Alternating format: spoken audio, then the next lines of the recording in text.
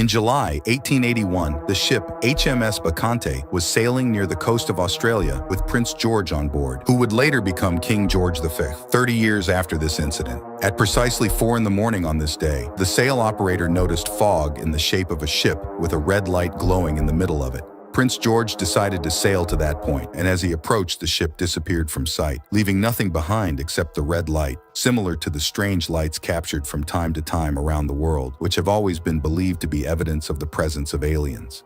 When they arrived at the exact spot, the ship had vanished into nothingness, and the light became less and less bright as they approached until it disappeared completely. However, what followed after that day was truly horrific. During that day and a few hours later, as a result of the accident, everyone who looked at the ship was afflicted with a curse. The operator of the topsail fell on his head, leading to his immediate death. It's worth noting that this operator was the first to see the ship and then informed the rest. He was followed by 12 others who experienced strange death events after seeing the ship. It is said that those who died were specifically those who saw the entire ship from afar, while Prince George and those who survived this accident only saw the red light as the ship approached the location of the ghost ship, and most of its features had disappeared.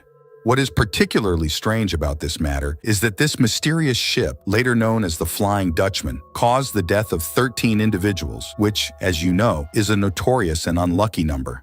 But who is the captain of that cursed ship? There are 2 individuals believed to be the captain of the Flying Dutchman, Hendrik van der Decken and Bernard Fokke. Legend says that while Hendrik van der Decken was sailing to the East Indies to obtain spices, silk, and dyes to sell in the Netherlands, he encountered a severe storm while crossing the Cape of Good Hope on his return journey. Despite warnings from his sailors to change course and wait for the storm to pass, he refused to listen and ordered them to continue through it. The sailors heard him conversing with a person or entity dressed as a captain. The figure shouted at him, "What a stubborn man!" To which the captain responded defiantly, "I did not ask for peace, and I will not ask for anything else before I kill you." Van der Decken raised his gun and fired, but it exploded in his hand. The unknown figure then cursed him, declaring that he and his crew, along with their ship, would sail the seas forever, without ever docking in a port, bringing bad luck to all who encountered them. In addition, some sources suggest that there was a newly married couple on board the Flying Dutchman ship, and the captain had his eye on the wife,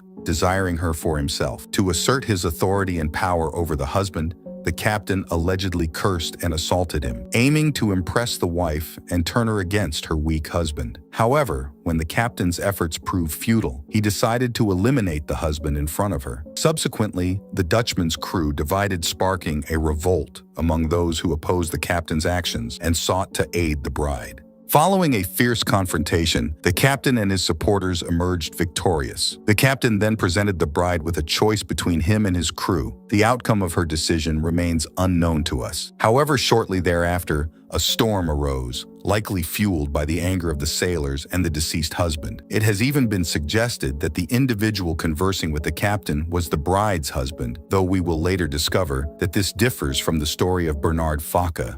Historical records show that Captain Bernard was able to sail from Amsterdam, Netherlands to Indonesia in just 10 days, a journey that would have normally taken at least 6 months to cover a distance of 11,000 kilometers. With such speed, sailors speculated that he had sold his soul to the devil. Later, Bernard became very stubborn and arrogant. Perhaps this was because some entity helped him on his high-speed voyages. This assumption explains to us whom the captain was talking to during the storm. It is said that the devil prohibited him from entering that storm, which made Bernard feel insulted because he was known for his skill and speed at sea, and he was determined to navigate through the storm, especially since he had just defeated the mutineers on the ship. The devil said to him, "What a stubborn man you are," the captain replied, saying, "I never asked for a calm voyage." It is said that thereafter the entity fulfilled his request, cursing him to sail without a destination, unable to dock on any land until the day of judgment. The storm indeed destroyed the ship, but they did not die. Instead, they turned into ghosts, and the ship itself transformed into a ghost ship that roams the seas to this day. There have been numerous reports of sightings of the Flying Dutchman.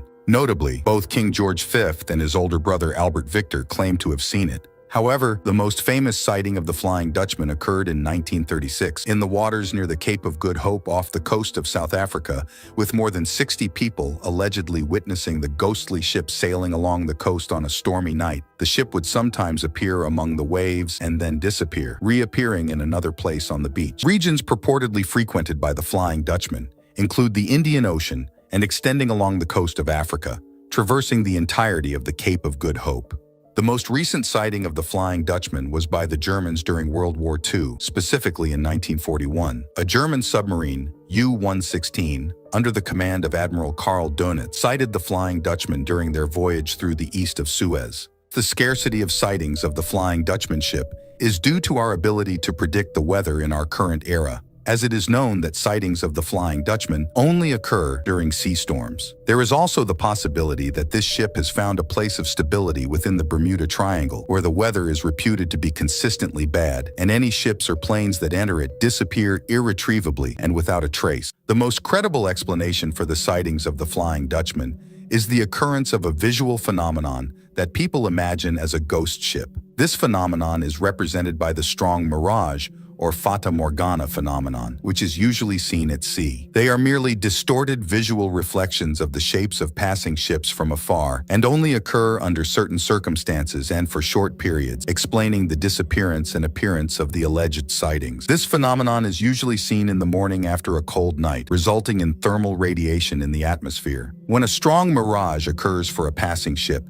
it can take many forms. Sometimes, a boat may even appear to be flying with a ghostly or unusual sight while changing its shape. The ship may also appear to be floating in the waves. Other times, the mirrored image of the ship appears above the image of the original ship. Sometimes, it is difficult to distinguish between what is real and what is fake. Interestingly, when the ship is behind the horizon, the phenomenon of Fata Morgana will move it forward as it appears on the horizon. While this phenomenon appears logical, it fails to explain everything. For instance, how can the specific conditions necessary for the phenomenon to occur exist in various locations around the world? Furthermore, the phenomenon does not account for the red light that is said to always accompany the appearance of the ship, not to mention the associated curses and mysterious death incidents linked to sightings of the Flying Dutchman. But in any case, legend has it that the Flying